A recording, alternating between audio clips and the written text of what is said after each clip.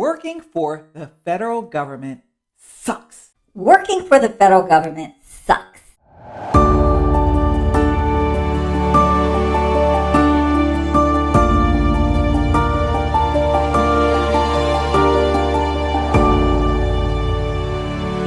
Hi, I'm Lisa, and I'm going to tell you why.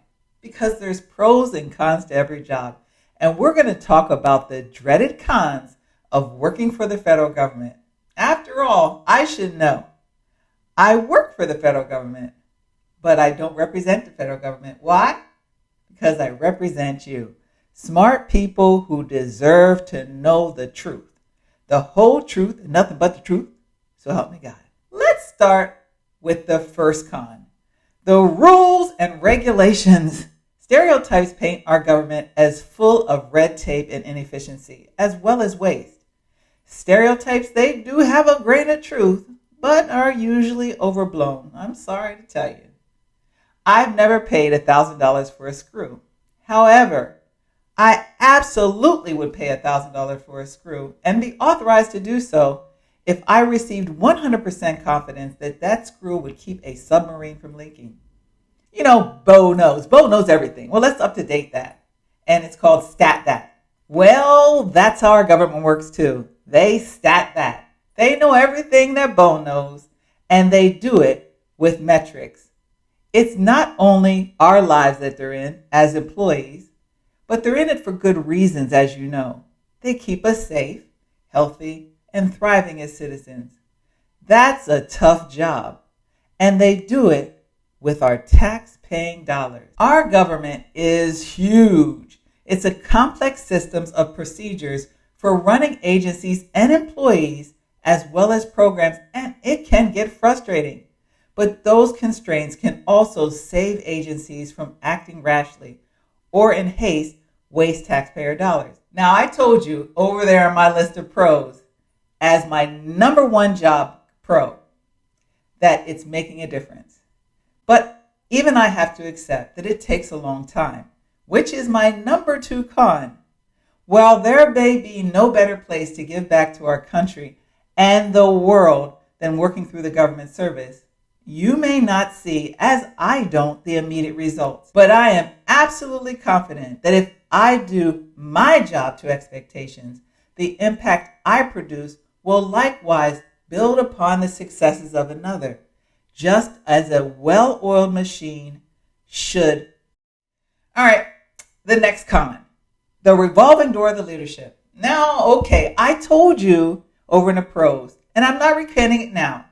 No doubt about it, the government offers excellent training and development opportunities.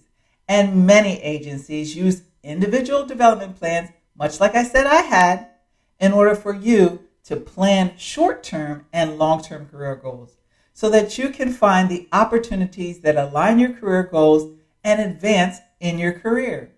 And it is for that reason that many career-motivated individual people relocate, to travel in order to climb up the pay grade ladder.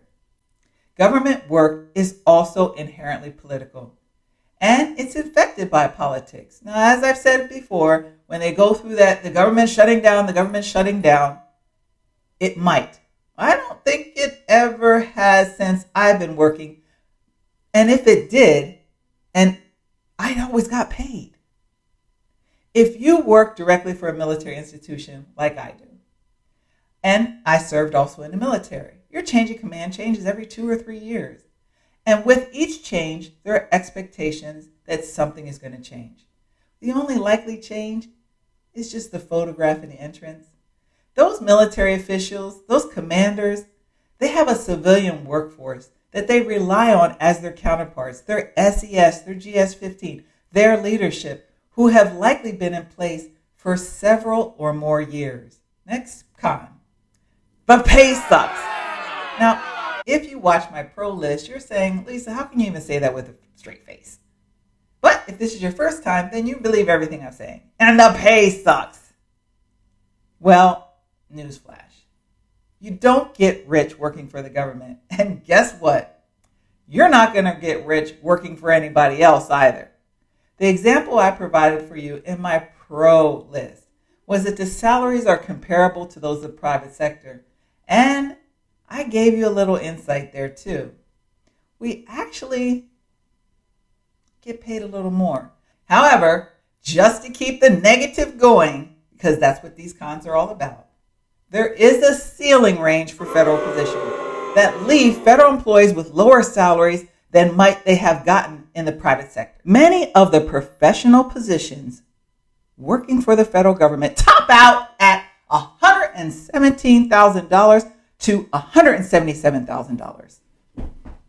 Yes, that's right. Can you believe that? Well, that was Margaret. Last up, that hiring process. The federal government hiring process absolutely, positively takes longer than any other sector. However, I've provided you insight in my proof playlist that Uncle Sam is absolutely, positively attempting to fix the broken process. And Lisa is attempting to make it easy. My tutorial playlist, while they may not be the best quality, come on, it's when I first started, they positively are the best way to get you started on track to being highly qualified and referred to the position that you seek. Start there and keep coming back because there is so much more to applying for work for the federal government. Bummer, right? Look at all those darn cons. The bureaucracy, the revolving door of leadership. This salary cap at $177,000 a year. And that doggone elusive federal resume that you just can't seem to get done any easier. You're probably depressed. Let me know what the worst part of working for the federal government may be for you. I hope you had fun. Bye for now.